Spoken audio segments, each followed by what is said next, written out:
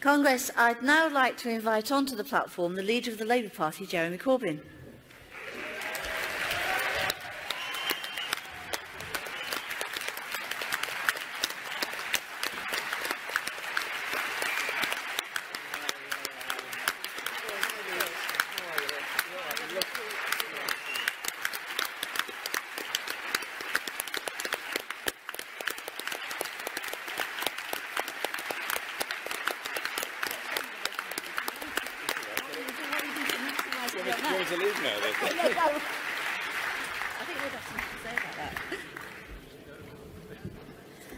Conference, I am absolutely delighted to welcome Jeremy to Congress. As many will know, before entering Parliament, Jeremy was a trade union organiser, helping to win workplace justice for low-paid public sector workers. In Parliament, Jeremy has an unprecedented track record of standing up for working people, both here and around the world. And as leader of the Labour Party, he was responsible for that fantastic manifesto. He has helped inspire a new generation of voters to go to the ballot box, and he showed the Labour Party truly was on the side of the many, not the few. Jeremy has been a friend and ally of the trade union movement, and I'm sure delegates, well, you've already given him the warmest of welcomes. I'm sure you'll give it him again as he walks up to the podium. Jeremy, we're dying to hear from you.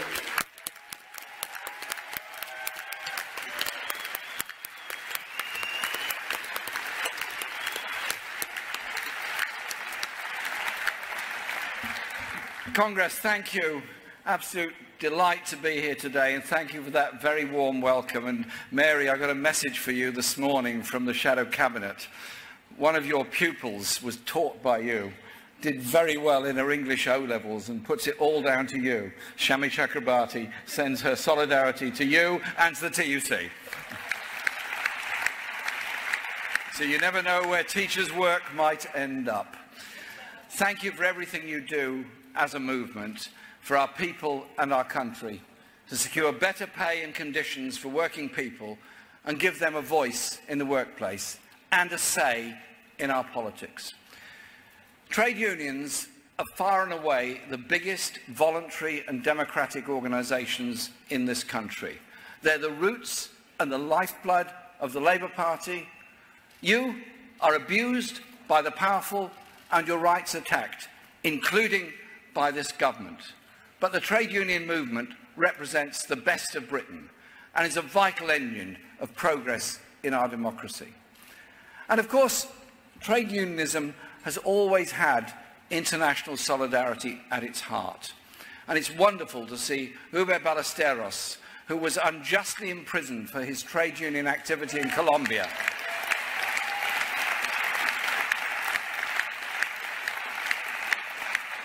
freed by international solidarity action by many people in this hall, and he's here with us today, and I just had the honour of speaking to him for a few minutes before I came into the hall, and I'm looking forward to him giving a more detailed briefing on the situation facing trade unionists in Colombia. Thank you for all you do for trade unionists under threat and imprisonment anywhere all around our world. Solidarity is vital. Please keep it up. But despite all your tireless efforts as trade unionists, modern Britain is marked by growing insecurity at work, which undermines and holds back both low-paid workers and the better paid. In fact, insecurity now goes to the very top of our public life. Think of poor Theresa May and the insecurity she's facing at the present time. But Congress, this escalating insecurity is not only bad for individual workers and their families, as it weakens bargaining strength and holds down pay, just as it fuels stress and powerlessness, it's also bad for our economy and for our whole society. This epidemic of low pay, which is closely tied up with insecurity at work, ruins people's lives, leaving workers and their families locked in poverty. It damages the economy as people have less to spend. It costs us all because it means more paid in tax credits and housing benefit from the public purse, and it means less tax being paid to fund public services. So I want to pay tribute to those unions which are working so hard to organise insecure workers and have taken on the exploiters, as Unite has done at Sports Direct, as the Bakers Union has done so impressively last week at McDonald's. McDonald's boss is paid 1,300 times more than the lowest paid of his staff, symbolic of the deep inequality and injustice that scars our society. That's why it's crucial for our movement to organise the lowest paid and most vulnerable workers. The TUC needs to represent all workers, and the least secure have to be our priority, because they need our solidarity the most. Their needs for representation are the greatest. Last week, I raised some of these cases at Prime Minister's Question Time, and Theresa May could not bring herself to utter one word of condemnation of McDonald's or Sport Direct. This from a Prime Minister who tried to rebrand the Conservatives as the Workers' Party. No, it's okay, I didn't buy into it either. It's essential we work together as a movement, trade unions and the Labour Party, as part of local communities, to stamp out low pay and insecurity. And I know it's not easy. As Mary explained, I was once a trade union official in Newpie, and before that working in the Tailors and Garment Workers Union, as then was, representing low-paid garment workers, mostly women, victims of some of the most appalling practices by unscrupulous employers that denied them what they were owed.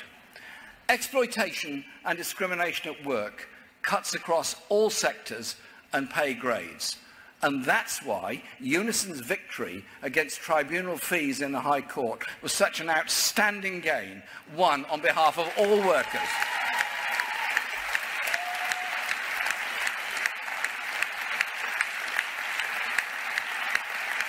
Thank you, Unison, for that effort and winning that. It's meant so much to so many people.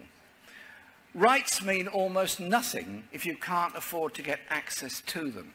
And Congress, we're united behind the CWU and the 100,000 Royal Mail workers about to be balloted, fighting against cuts to their pay and pensions. Their fight is all of our fights, because it's the usual story of privatisation. First, the company get the assets on the cheap, then they hike prices and cut services to the public, and next they cut workers' pay and pensions. Privatisation is about transferring wealth and power from the many to an elite few. And when the workers who provide the public services we all rely on are having to use food banks, you know that something is deeply wrong in this country. 7 years of Tory pay cuts have not only caused real hardship, they've damaged our public services by hitting recruitment, retention, and crucially, morale. This government's position seems to change by the hour. At the weekend, we were led to believe the pay cap was a thing of the past. Yesterday, the Prime Minister's spokesman said it would continue as planned. Today, as inflation rises to nigh on 3%, they try to divide people on the cheap. The POA is right. A pay cut is a pay cut. We must be united in breaking the pay cap for all workers. So let me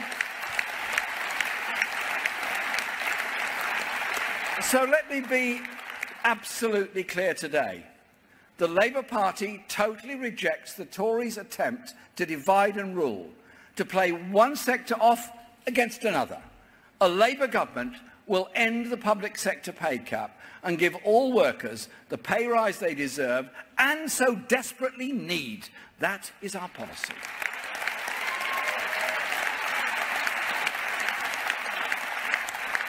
And Congress, In the case of the Birmingham bin workers, which I know you have discussed today, we collectively, as the Labour and trade union movement, have a duty as a Labour movement to find a resolution to this dispute as soon as possible. Please, let's get that done quickly. Congress, we often talk about workers' rights, but we're not just talking about rights at work. We're talking about people's lives, about the chance to live a decent life, about work-life balance, the security of your home, living standards, your family life, and your mental health too. A Manchester University study recently found that poor quality jobs are actually worse for mental health than unemployment. Most people spend most of their lives as workers, selling their time, labour and skills. Workers' rights are human rights. They give protections to every single person in employment and indirectly to many more, children and carers as well as those who need care. They're fundamental to any society that claims to be advanced or democratic. And yet these rights, your rights as workers, hard won over generations, are currently being sacrificed by this Conservative government on the altar of a failing and ever more ruthless form of capitalism. Increasingly, flexible employment is sold to us as a benefit. They call it the gig economy. And who doesn't like going to a gig? And of course, it is a benefit to unscrupulous employers, but it is the source of continuous worry and insecurity for millions of people, and is in part responsible for the worsening mental health of a country that has lost over 6,000 mental health nurses in recent years. And when employers want genuine flexible work, TUC researchers found that shamefully, those parents and carers, often women, requesting flexible working, all too often found themselves punished instead, with fewer hours, fewer opportunities to progress, and some even losing their jobs. So, the next Labour government will take action right across the board to help protect people in the workplace. And although we would like to see another general election as soon as possible that delivers more Labour gains, and this time a Labour government, in the meantime, we will challenge the government in Parliament and outside every step of the way to defend working people, stand by you, the trade unions battling for people's rights day in and day out.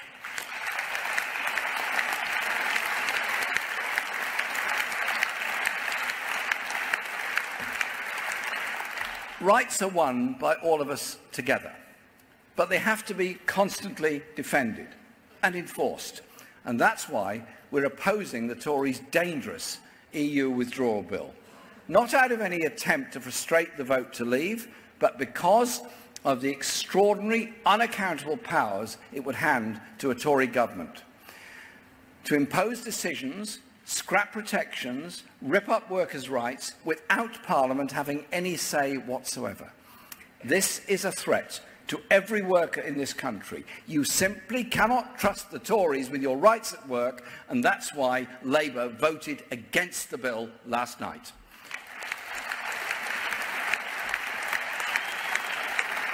There is no doubt that the British workplace is already one of the most equal in the world. We have a huge and damaging imbalance of power between employers and employees, which has led to the proliferation of low-wage jobs, race-to-the-bottom agency workers, zero-hours contracts, and employers avoiding paying sick pay, holiday pay, and even the minimum wage through bogus self-employment. That has been effectively targeted by unions such as the GMB, fighting for Uber drivers denied their basic rights at work. Such practices are rife throughout the gig economy, which presents itself as somehow or other modern and dynamic, but all too often uses technology as a cover to deny both employees and customers basic protections. Technological innovation is crucial for our economic success. But Technological advance cannot represent real progress if it means we drag back to 19th century employment practices, or it's used to impose deregulation that leaves people without dignity or security.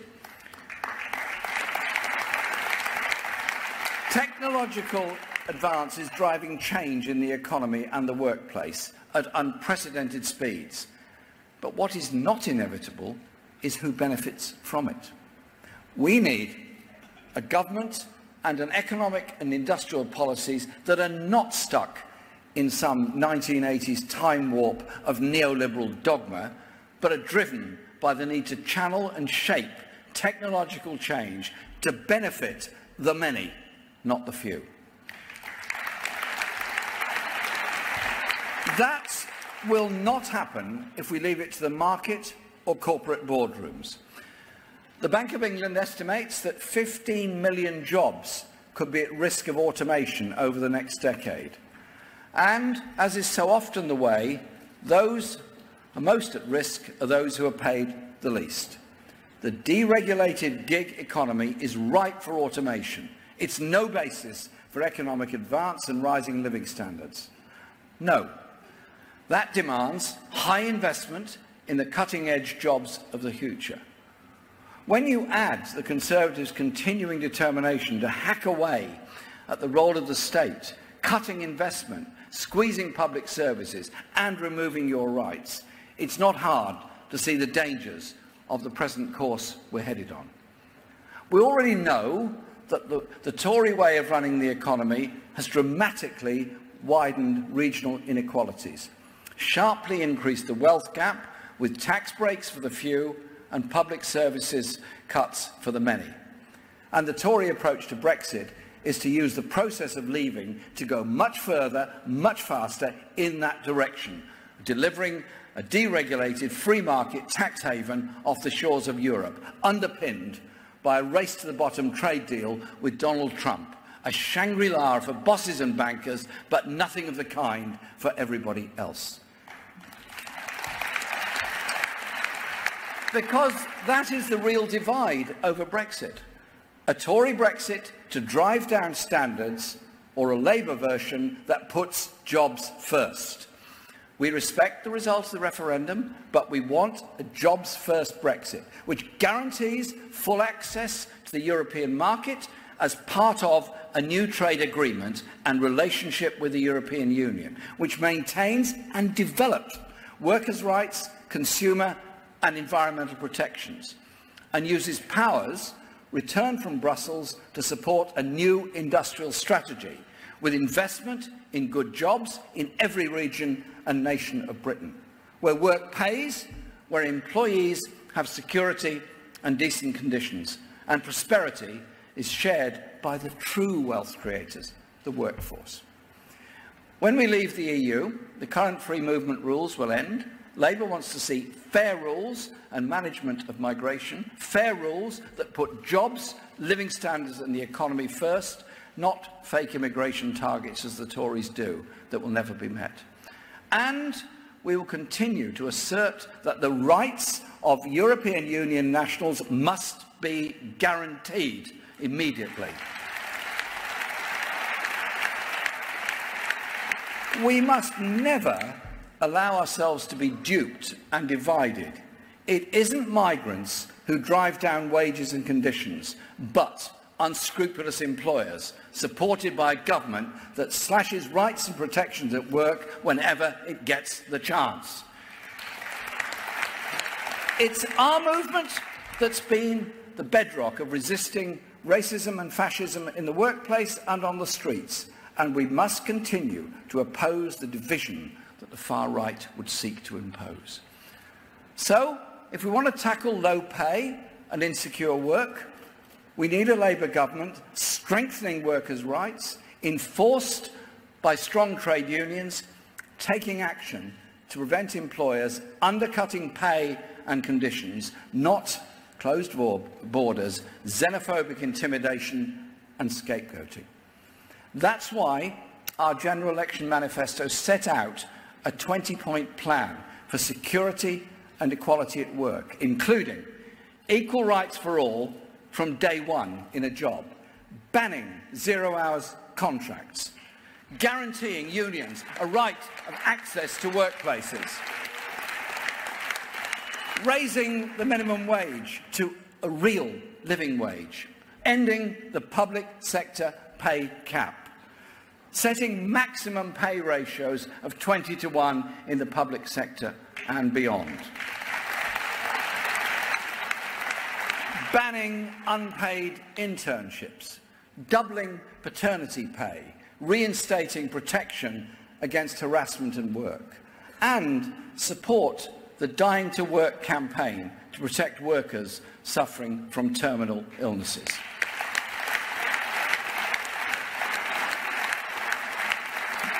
But ultimately, protections at work depend on those who work themselves. Winning a Labour government, even one with a programme to transform the country, which is now our goal, is simply not enough. That's why the most important thing any worker can do is join a trade union.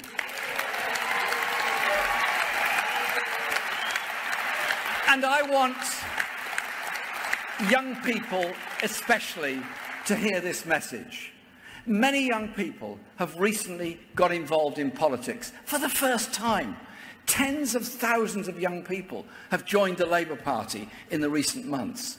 And at the recent general election, we saw the long-running decline in young people voting totally reversed, with young people voting in higher numbers than they have for a generation. Politics is about power, and democratic politics is about putting power in the hands of the many, not just a few. The principle applies to the workplace too. If you want a job that pays a decent wage, that gives you a chance to get on in life, live independently and enjoy your work, then join a trade union.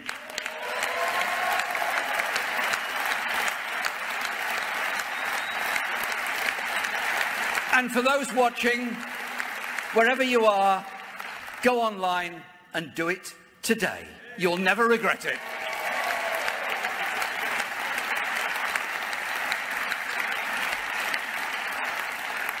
Trade unions are often demonised in the right-wing press. I mean, it's a shock, I know it's a real shock to you, that billionaire, tax-dodging press barons don't like trade unions.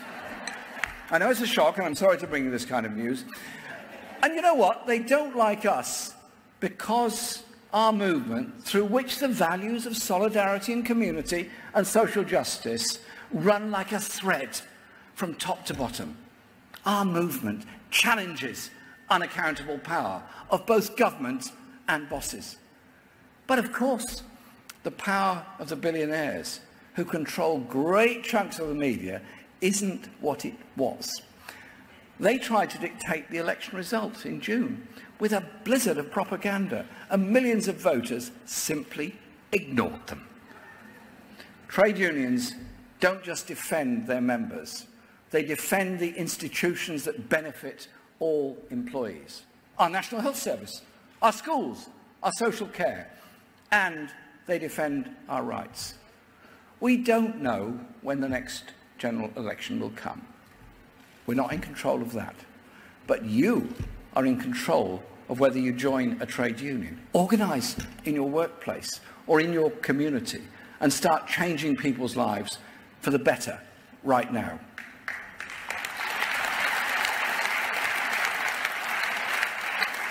We don't know how long it will take, but this weak and chaotic government will be prized out of Downing Street, and we know that the advances we made in the general election in June are just a powerful springboard to win the radical Labour government we want to see. So that together we can change our country so it truly works for the many, not the few.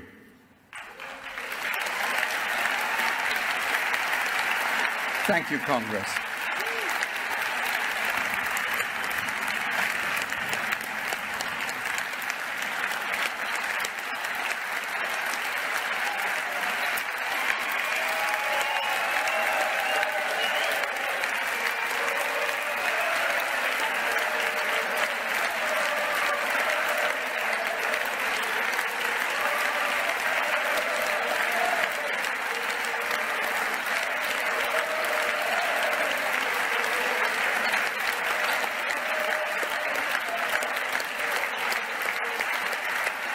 thank you very much. Thank you for the honour of inviting me to Congress, and thank you for all you do as trade unionists, day in and day out, supporting people who need that help and support. Thank you.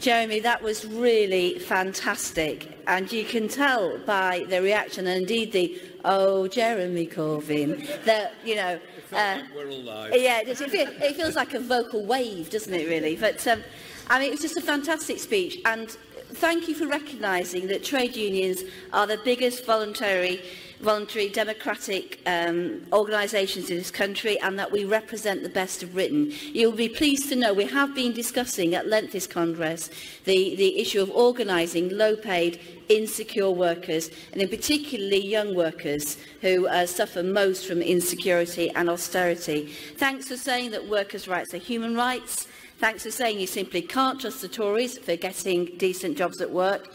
Thanks for raising again another thing that's been talked about at this conference, automisation and digitalisation. The trade union movement is ready to respond to that challenge. We want better training, we want a better curriculum, we want better preparation for the new world of work. And thanks for saying that everyone should be in a trade union. We agree. Thank you so much.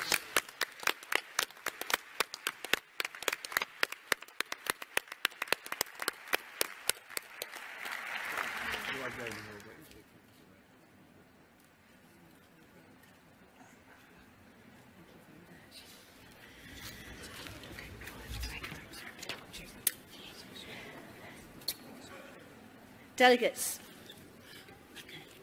don't all just exit, because it's not fair on the next union.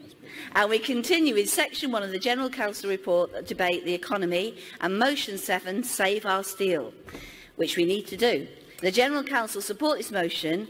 TSSA have withdrawn their amendment. It's moved by a community. It's seconded by Unite, and the TSSA have indicated that they wish to speak. Thank you.